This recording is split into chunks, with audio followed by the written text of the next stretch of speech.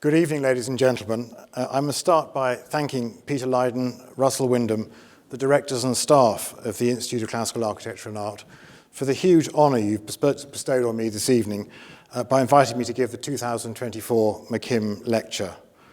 I've been a member of the ICAA since its foundation in the early 1990s, and at that time I was helping as senior tutor to establish the Prince of Wales Institute of Architecture in London, which became subsequently the Prince's Foundation and, more recently, the King's Foundation.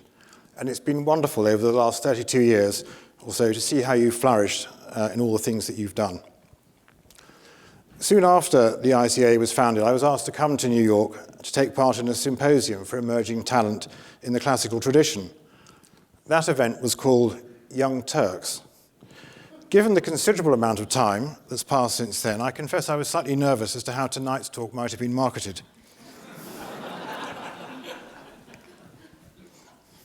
Anyway, we're here this evening to honour the memory of Charles McKim, one of the most brilliant, multi-talented and successful traditional architects of all time. He has been one of my greatest heroes for my entire career, and I feel immensely privileged to be here tonight to give my talk in his name, to join the list of distinguished speakers for this annual event, and indeed to be amongst such accomplished and noble company. So thank you very much for coming and for making my wife Chloe and I so welcome. Like Charles McKim, all of us in this room are bound together by a love of and fascination for classical and traditional design. My parents, both of whom sadly died some time ago, nurtured these interests in me as a child, and I was rather surprised when I embarked on my career as an architect at Portsmouth on the south coast of England by the aggressive and illogical wrath that this provoked amongst my peers and, in particular, my tutors.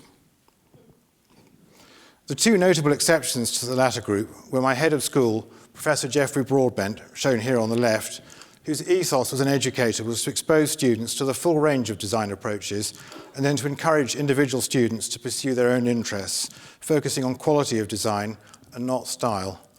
As an ethos, that was quite hard to fault in my view. And I was one of the very few students at my school to test the limits of that ambition. But most of all, I must acknowledge my debt to my late tutor and friend, Peter Hodson, shown here on the right, an American architectural historian who trained at the University of Virginia with his friend and contemporary Calder Loth, known to many of you in this room. For nearly 40 years, Peter taught the classical orders to every student who studied at Portsmouth, and throughout that time you may be astonished to learn that no other school of architecture in Britain taught or even allowed an interest in classical design.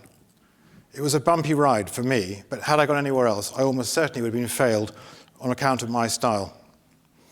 Peter, an eccentric man with a quick wit, was respected by most students, but otherwise had precious little recognition for his valiant solo efforts to keep the flame of classicism flickering in Britain for so long. And in this context, you'll understand how profoundly moved he was in 2007 when you saw fit to honour him with an Arthur Ross Award for Education. Peter nurtured my broad talent in tradition, and since then it's run like a golden thread through my entire career, first as an academic and for the last 30 years as an architect and urban designer.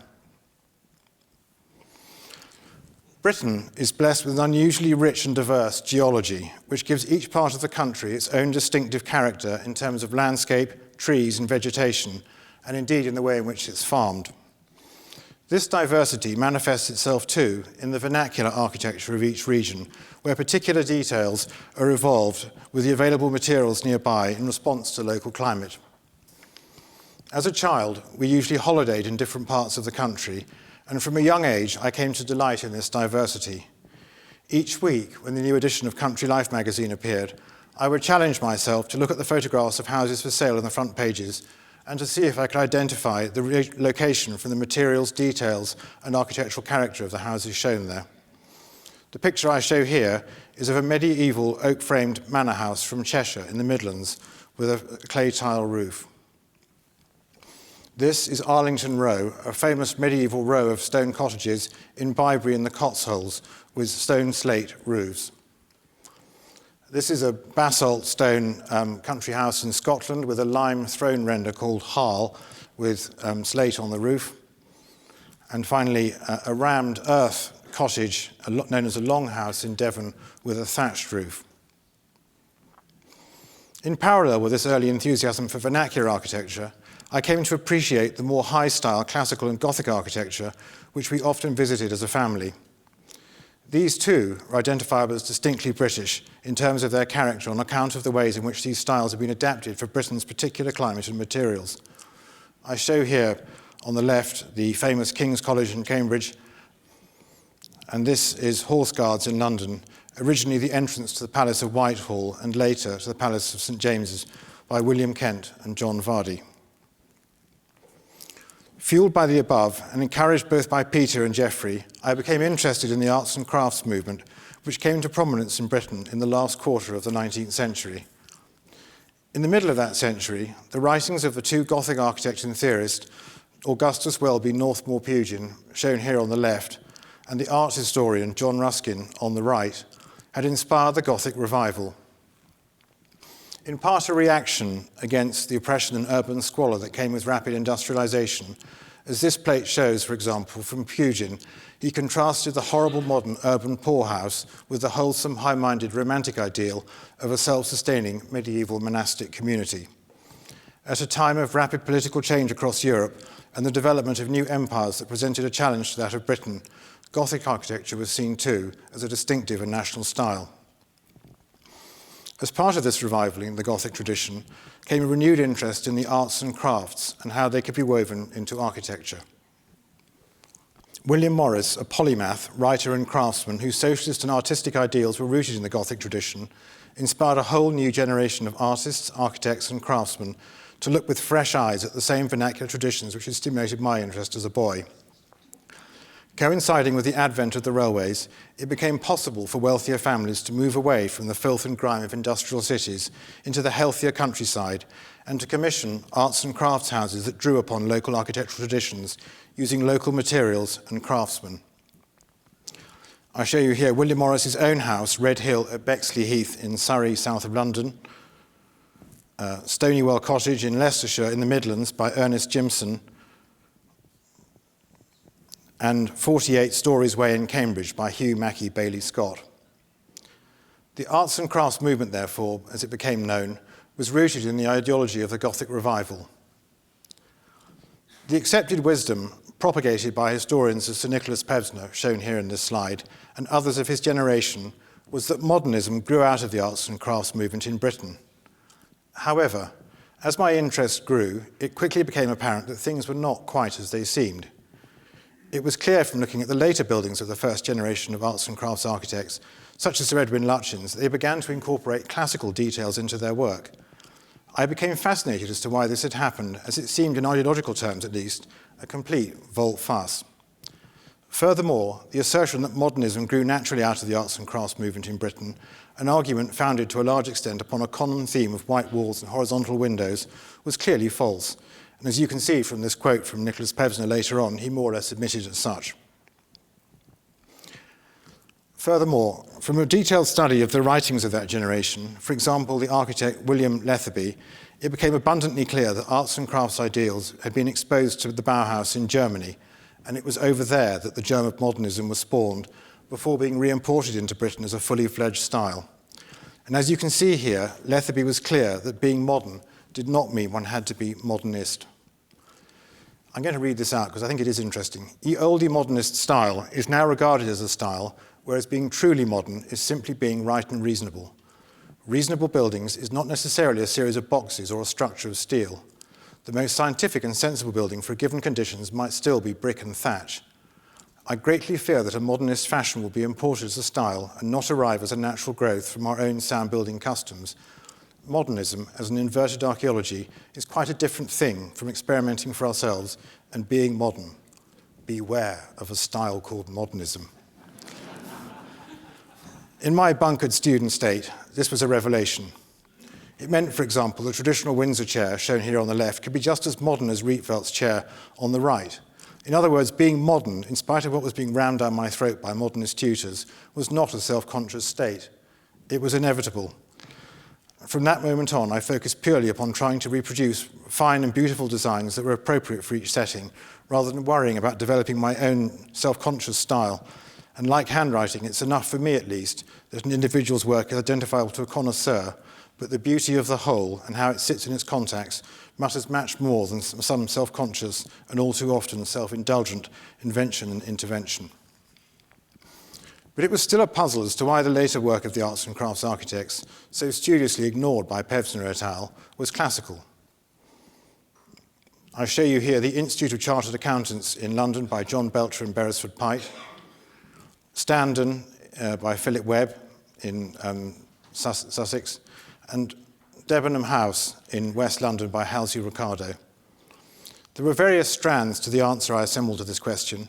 For example, it was just as possible to bring together the arts in a classical building as it was in a Gothic one. But the most interesting realization by these architects was that the huge influence of Georgian pattern books that had promoted classical design. For example, the 18th century English architect James Gibbs, shown here on the left, published 2 books, the second editions of which was sold 1 page a week for a penny. And because of this shrewd marketing, classical principles became accessible to carpenters, stonemasons, and builders across the country, and the resulting influence grew into what you might call a vernacular classical tradition, fusing local materials with classical designs.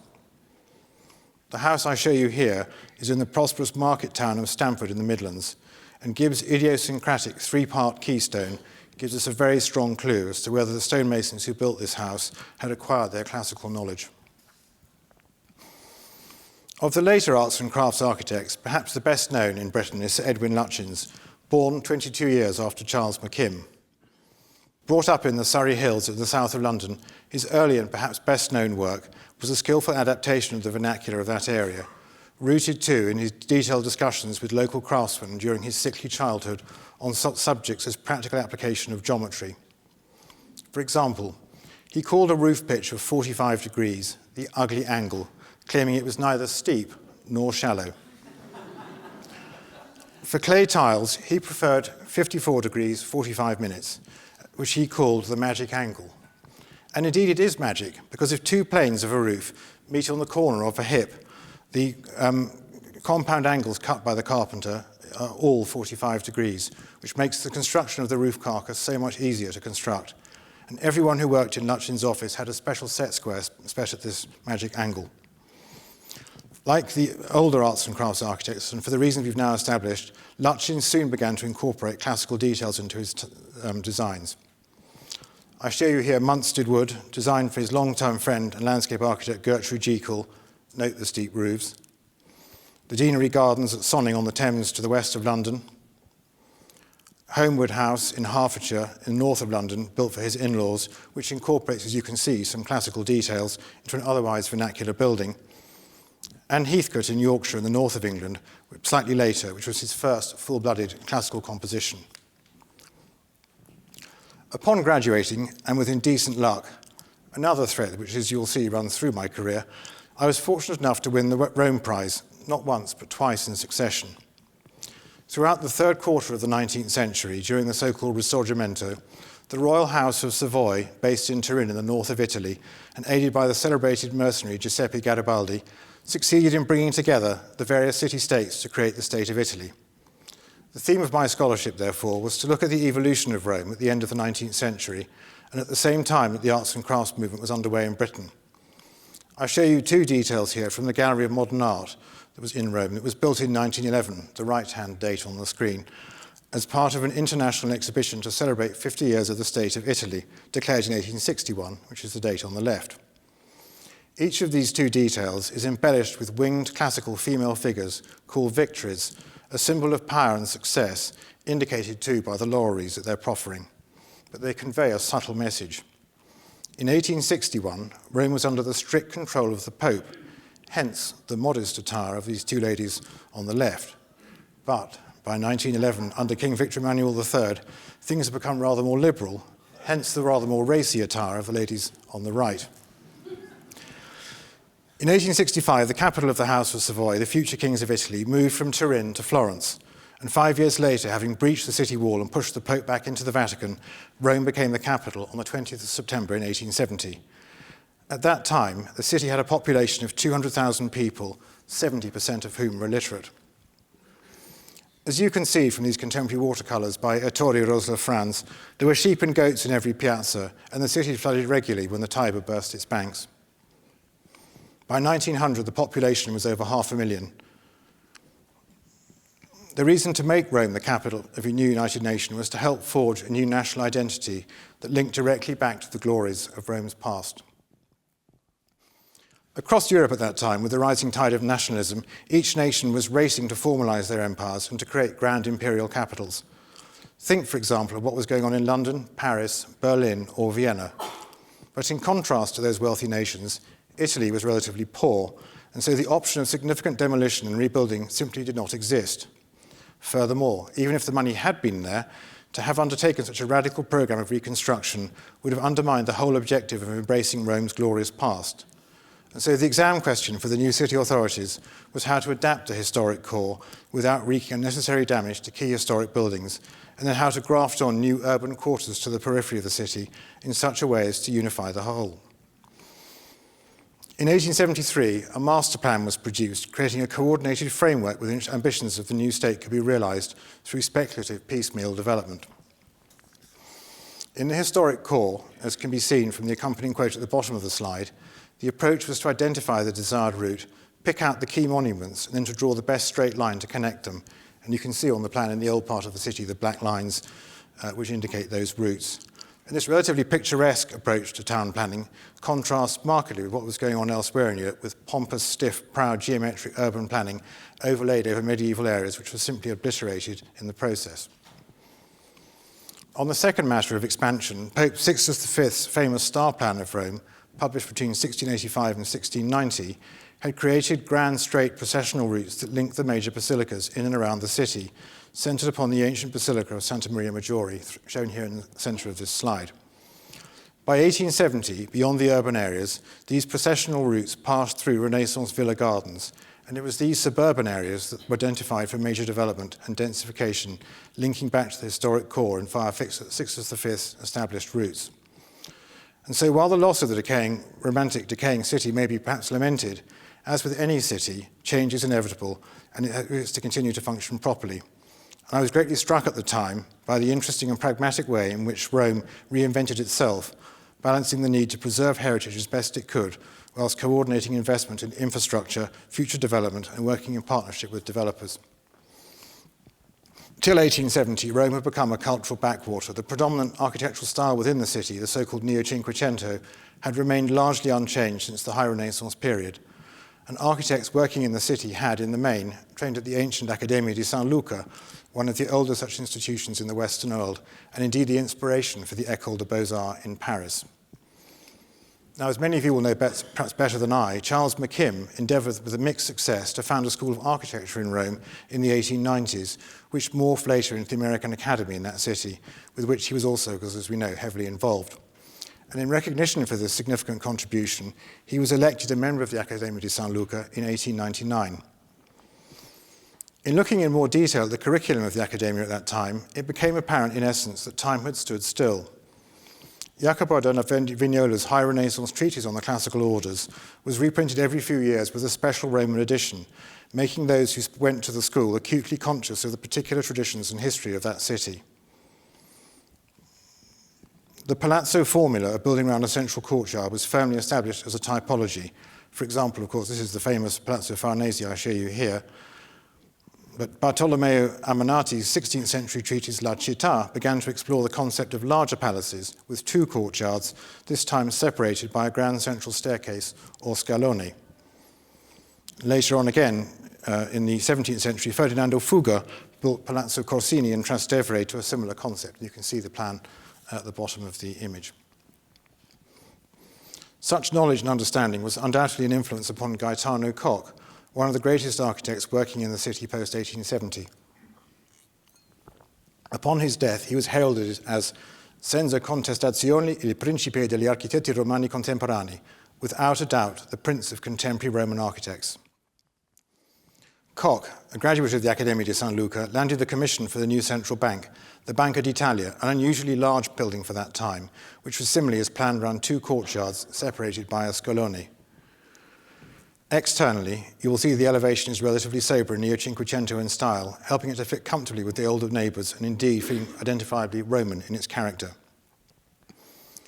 On the principal elevation, there are ship's prow motifs known as rostra. Following the ancient Romans' victory in Antium in 338 BC, the prows of enemy ships were removed and carried back to the Forum in Rome, where they were installed on the speaker's rostrum. And over time, this became identified as a symbol of power and victory. Koch was clearly well versed in this story, and it was entirely appropriate in his mind for the embellishment of a new central bank to embellish it with these motifs. Later on, the Palazzo Formula was stretched further to accommodate the huge new ministry buildings with multiple courtyards and in parallel compressed to provide middle-class apartments for the new generation of administrators now required to lubricate the machine of the state. The curriculum of the Accademia also covered genealogy of classical detail. For example, in his treatise on the orders, first published in 1562, Jacopo da Vignola, which we talked about a minute ago, adopted the Doric order from the ancient Roman theatre of Marcellus, shown here on the left of this slide, which is unusual for the top moulding of the cornice, which is a cavetto. Normally it's an S-shaped cyma, and also at the bottom of the cornice, rather than having mutual, the stone brackets, instead it has a dental course normally, which is found on the Ionic order. And the theatre of Marcellus, like that of the antique authority Vitruvius, has no base, but Vignola, in his own adaptation of it, added his own idiosyncratic two-torus or double bullnose profile base. And you can see that on the right-hand side here, two bullnose mouldings at the bottom, which is highly idiosyncratic. Gian Lorenzo Bernini, later on, one of the most original and highly inventive classical architects of all time, was principal of the Accademia in 1621 and again in 1630. And in this context, it's perhaps unsurprising that even he adopted Vignola's Doric for defining his piazza in front of the Basilica in St. Peter's, built in circa 1660, but he stretched the proportions from the more common 1:8 ratio for a Doric order to 1:9, a proportion normally associated with the Ionic. Similarly, in antiquity, the top composite order on the Colosseum, I'll show you at the top here, had an idiosyncratic S-shaped cyma reversa bracket in the frieze under the cornice, which you can see up here. In that instance, this bracket was used to stiffen up the crowning cornice of the building so it could take wooden masts, and it was from those masts that tensile canvas awning was strung to protect the spectators from the fierce summer sun. So what had evolved as an engineering-led detail was picked up later by Sebastiano Serlio, himself trained in Rome with the architect Peruzzi, in his treatise on the orders, published in parts from 1537, as a decorative detail for a Doric door case, shown here at the bottom of the slide, where the triglyphs in the frieze take on this same cyma reversa form. You can see that here. Later on, Vignola adopts a similar theme, as you can see on the top of this slide, at Palazzo Farnese, north of Rome, at Caprarola. And it also, this plate, by the way, is taken from the special Roman edition of Vitruvius Vignola I mentioned before. And then later again in the 17th century, Bernini reinvents the detail once more for Palazzo Odescalchi, you can see at the bottom of this slide in Rome. And then indeed, I mentioned the Bank of Italy, and Koch's cornice is again a reworking of this similar detail. In this slide, I show one of Koch's two Palazzi della Sidra built on the side of the exedra of the Baths of Diocletian near the new railway station in Rome. These two quadrant palaces formed a new ceremonial entrance into the city for people arriving by train. And if you look carefully on the detail on the right-hand side, you can see up here the same cyma reversa triglyphs on the end bay of the big arch, which you saw from Serlio. The explosion of building activity post-1870 gave rise for Italy to create its own heavy industry, not only for the railways and engineering projects, but also for new types of buildings, street furniture, and so on.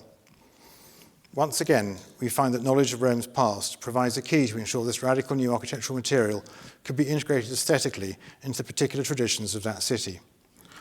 The architect-archaeologist Luigi Canina published a book, Svelte Forme in Architettura Domestica, Thin Forms in Domestic Architecture, which looked in particular at what is known as the second and fourth styles of Roman wall paintings.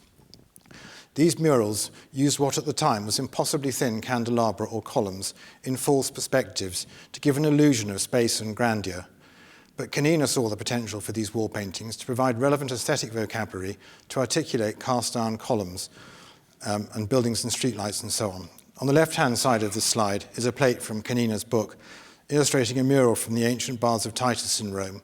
And on the right, Ettore Bernick's aquarium, built in 1883, one of the first cast-down buildings in that city, the decorative details of which take direct inspiration from antique precedent.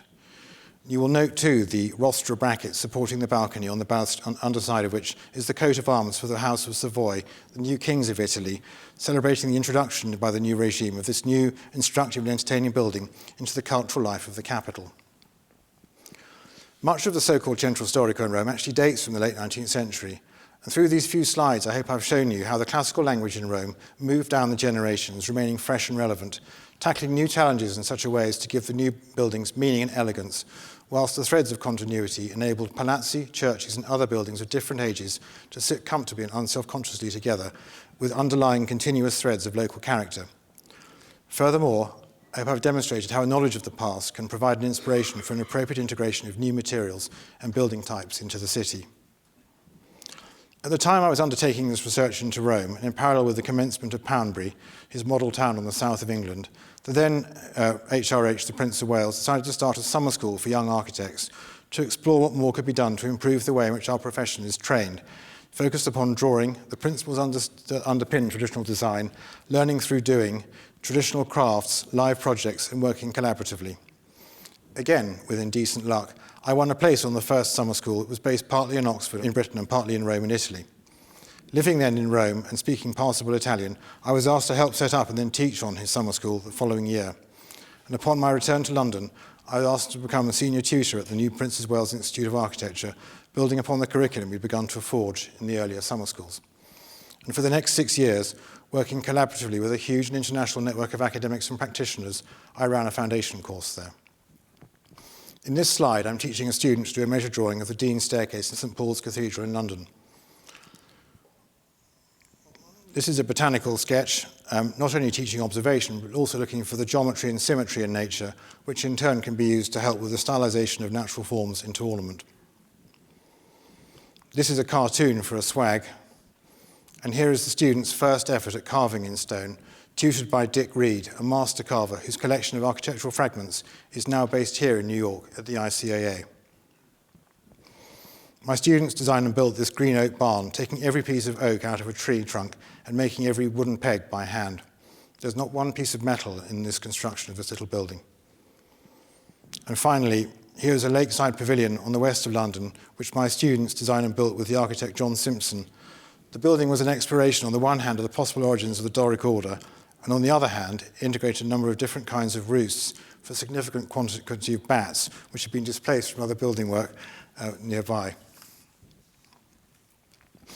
His Majesty took a keen interest in everything we did and enjoyed talking with his students. And the experience offered me, in turn, the opportunity to backfill my own education, working with people from different disciplines, developing my knowledge and honing my skills and my thoughts about tradition as a living phenomenon, whilst nurturing the next generation. And it was here, incidentally, too, again with indecent luck, I met my darling wife, Chloe, who's here tonight.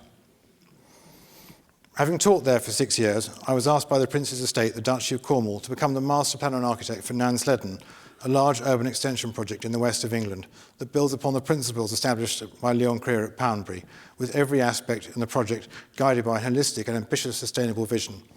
More on that later. As I've endeavoured to show for the last 25 minutes or so, the early years of my career were a privileged period of inquiry, learning and consolidation of the set of design principles that have been centred around the concept of tradition as a living phenomenon. In the second half of this talk, I'll pick a handful of projects from the past 30 years and show how I've endeavoured to integrate some of the ideas I've shared with you so far. This is the British School at Rome by Sir Edwin Lutyens, built during World War I, about 20 years after Charles McKim built the American Academy. It was designed first as a pavilion for the UK in 1911 for the international exhibition that I mentioned earlier. It was a government commission, and perhaps somewhat bizarrely, Lutyens was told to copy the upper tier of the west front of St. Paul's Cathedral in London by Sir Christopher Wren. Now, by coincidence, St. Paul's was Lutyens' favourite building, and he could draw large parts of it from memory, and it's perhaps no surprise, therefore, that he took great delight in redesigning it subtly, while both the UK government and the Comune in Rome thought it an excellent copy. The Mayor of Rome, an Anglophile, was so keen to preserve it, he gave the site to Britain to found the British Academy on the basis that the building was retained and rebuilt in permanent materials. By the time of my scholarship there in 1990, the building was suffering severely from underinvestment and neglect. And soon after my return to London, having written a little book, Lutyens in Italy, about the history of its creation, I was asked to develop a phased master plan for the renovation of the historic building and to contemplate extensions for more space for the library and a multi-purpose art studio and gallery within the draconian labyrinthine regulations of the Roman planning system. For the studio, we overcame the limits of the creation of new volume above ground by digging back into the hill on the side of the main building and creating a portone, or entrance pavilion, that was distinct from, but related to, the architecture of the main facade.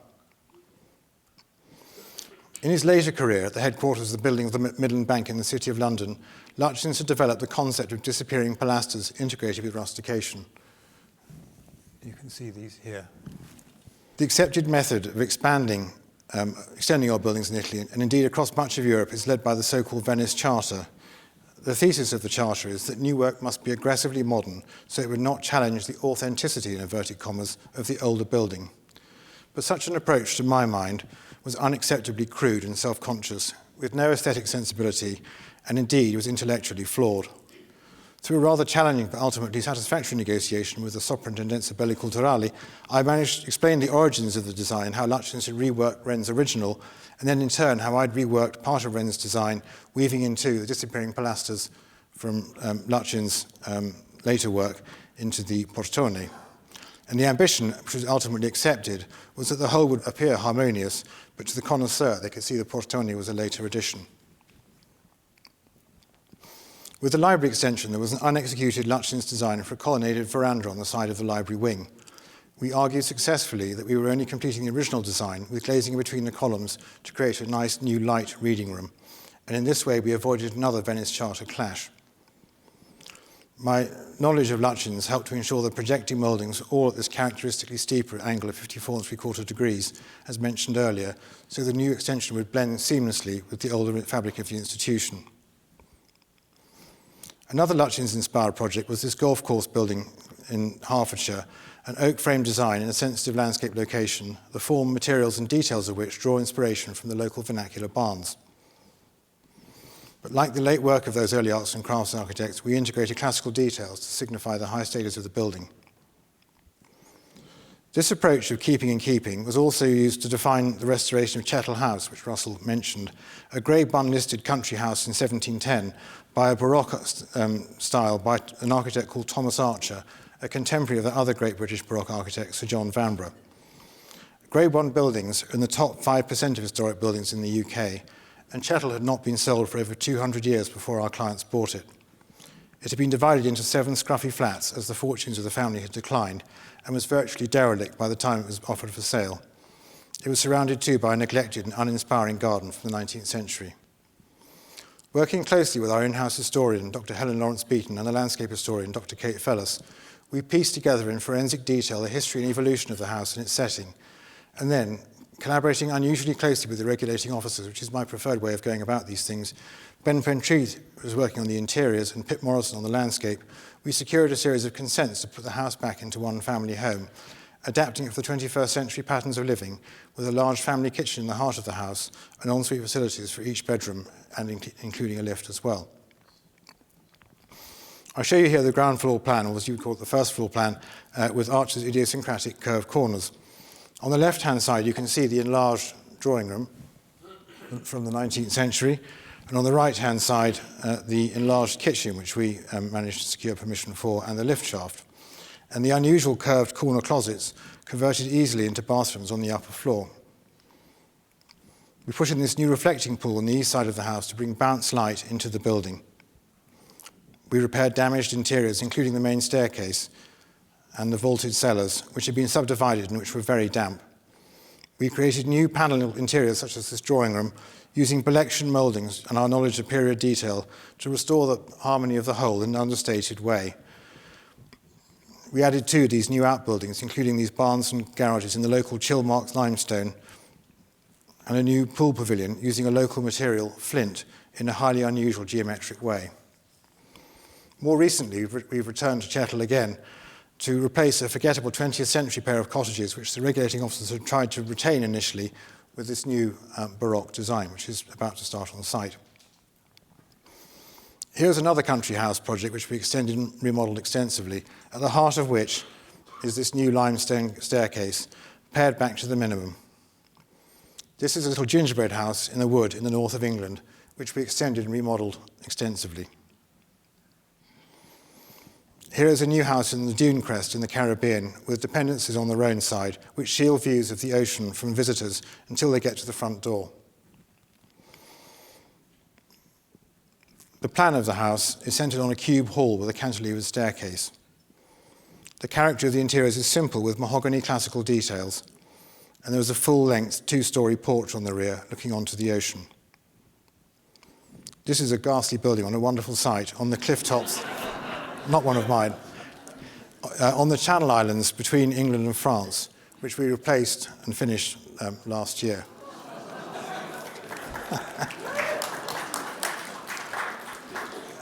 In each instance and in different ways, we've endeavoured to apply our knowledge of and passion for traditional design, appropriate materials, and where possible, craftsmanship and beautiful details in a timeless way.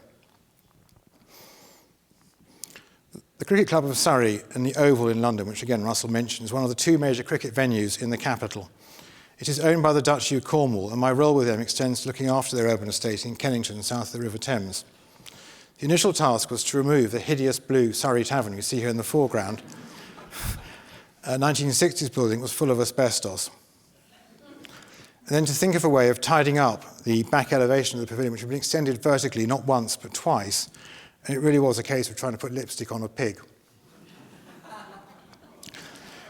And the ambition was to create a new formal entrance to the club by working with the proportions and geometry on the stone courses on the brick. And we conceived this new portico with Corinthian columns, which sport ostrich feather capitals, which is the badge of the Prince of Wales and also the cricket club. For years, the club has turned its back onto the surrounding streets, and there are persistent problems because of that on law and order. And there was a mandate from the Cricket Board to extend the capacity of the ground from 25,000 to 35,000 seats.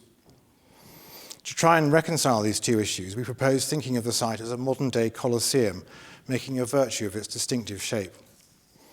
A master plan was conceived to bring buildings right out to the back of the sidewalk with activity at street level to animate the street and make it safer. On the upper floors, there will be various commercial uses to provide additional income stream for the club. And on the inside of the ground, the seats would corbel back to provide the additional seating capacity required for the expanded numbers. The project was conceived to be realised in phases through a master plan. So there's the portico. That's the building on one side. And that's the longer-term vision, balancing it all up again. And phase one, slightly different design, but with similar Art Deco phase, working with another architect who was the project architect, is now complete, and work will still start on the second. The Millennium Gate in Atlanta was conceived by ICA board member Rodney Cook. Working with the Queen sculptor in Ordinary in Scotland, Alexander or Sandy Stoddart, we developed a design from student ideas to celebrate the 2,000 years of peaceful endeavour. The site lies at the heart of a large mixed-use urban regeneration scheme on an old steel mill site known as Atlantic Station, master planned by the firm DPZ, and to return civilized values to the city, represented by the two outlying Greek goddess sculpture groups. Here is the goddess of peace, Irene, which Sandy's just mending the patina for, and she's got her hand on the impetuous young Plutus there, just to calm him down again. And then here is a wider shot showing the goddess of justice, Dike, with her sistrum in the foreground. In Egypt, the sistrum, or rattle, was used for summoning Isis as the magical healer. The project was opened by your Senator, John Lewis, in 2008. Trinity College in Oxford is one of the oldest and most architecturally distinguished colleges in the university. It's famous for its beautiful gardens in the front quad, you can see at the bottom of the slide here, and in the main lawns to the rear. It's notable too for its consistent and restrained classical architecture. I show you here Durham Quad, which is the historic core of the college, Garden Quad, some of which is by Christopher Wren, and occasional Baroque flourishes like the Stuart Gate on the left and the College Chapel, also possibly by Wren, on the right. For the past 50 years, they've undertaken almost no building work, and yet the size of the academic community had all but doubled over that time. Their urban estate is extremely constrained, as you've seen, and almost all the buildings are historic and enjoy listed status, as do the gardens. Furthermore, all the neighbouring buildings are also listed, and the site lies in a conservation area. But there was huge pent-up demand for more accommodation. The site was along the southern boundary of the gardens, adjoining the new Bodleian Library, or the Western Library as it's called on this slide. The new footprint was not only woven between ancient lime trees that had formed part of an avenue at one stage in the past, but also shaped to enclose the library quad and to bring it back to life again after a ghastly building in the 1960s which had sterilised that space. So you can see that's what we managed to take down. They tried to list that to stop us doing it, but we won. And after a protracted negotiation, acceptable footprint was agreed and involved the demolition of this building. On account of the unusual size of the new building, it was subdivided conceptually into a series of smaller buildings, so the scale of each would not dominate that of the surrounding smaller neighbours. And as you can see from these elevation drawings, the palette of wall materials was limestone ashlar from Bath and chopped Cotswold stone to resonate with the buildings around them. The windows were high-specification bronze metal frame windows, which not only helped achieve high levels of natural light, but also higher sustainability standards and to achieve an effective acoustic buffer against the noise of the city. The weight of the building is carried on the outside walls, enabling the interiors to be reconfigured over time if the needs of the institution change. So starting from the left on that slide, there's a new community space that opens south onto the library quad, the auditorium and foyer in the middle of the building, and teaching spaces on the right. And the upper floors have good quality student bedrooms and a new central administration hub. At the east end of the building, the walls are finished in chopped Cotswold stone to resonate with the new Bodleian Library alongside. This is the Wilderness Garden, the north elevation of the building, where you can see we've reverted to Bath ashlar stone. That's a full-on view. On the library quad, how we butted up against the post-World War I war library, which had been butchered by the 1960s building. Here is a community space used by students, academics, and the admin team, so it's really become the hub of the whole community. Here's the auditorium with a variable acoustic with rotating wooden fins at high level, which can either be closed for a reverberant interior for music or open for a softer acoustic for spoken word events. And it was opened by the then Prince of Wales in 2022. Since 2003, I've been the architect and master planner for the Prince of Wales' estate, the Duchy of Cornwall, for Nansledden, a 4,000 home, 4,000 job community on the edge of the north seaside town of Newquay on the extreme southwest of England. Modelled upon the principles of, that Leo Creer pioneered so successfully at Poundbury, but led by an ambition to be exemplary in every regard in sustainability, Nansledden relies more heavily upon the local vernacular than its forebear, both on account of the depressed economy of the southwest and the ambition to lead by example to create somewhere which is more accessible in terms of architecture than Poundbury. And the project is making quite an impact, and it's been on the cover of most government documents on planning in the last few years.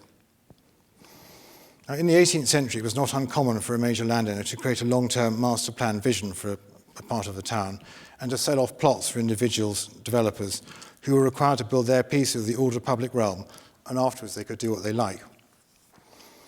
If one looks, for example, at the 18th century of Bath, which I show you here on this slide, the public realm is highly controlled, and you can see the master plan on the left-hand side, the public realm organised with the Royal Crescent on the top of the slide on the right-hand side, and the back of that same crescent where developers could do what they liked.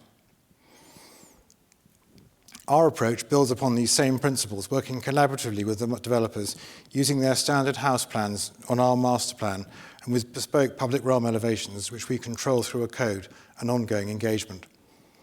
The master plan at Nansledden will take about 40 years to complete, and it has a clear hierarchy of streets, reinforced by appropriate architecture and materials. We used our Place Logic software to verify the hierarchy before construction began. This heat map shows the desirability of some routes over others. There are now over 700 homes complete, and as you can see from this aerial view, the discipline is immediately apparent, creating a legible, clear, and distinctive sense of place. And by engaging collaboratively with developers, we engage with their commercial acumen to limit the abnormal cost where they deliver tangible value.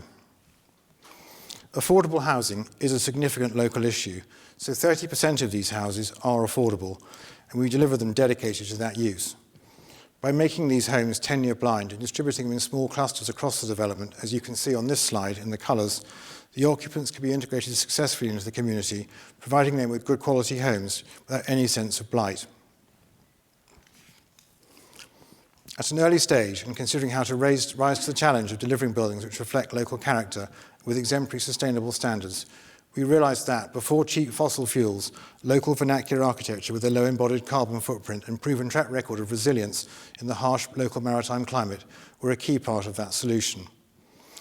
Engaging with local material suppliers, we found innovative ways of working collaboratively to optimise their efficiency and minimise their risk, to make their materials more readily available at the best possible price.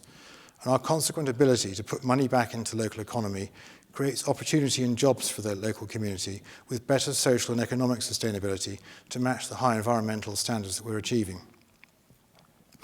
We built out a small site called Tregunwell Hill of 180 odd houses first to trial our ideas, using standard developer house types controlled by our master plan and street character codes. So the view I show you here is a typical tertiary street, characteristically tight to give protection against the Atlantic weather, with simple architecture and local slate on the roofs. Here's another local street, highly painted, simple rendered houses with front gardens painted with edible plants, and a typical secondary street with slightly grander architecture and more elaboration.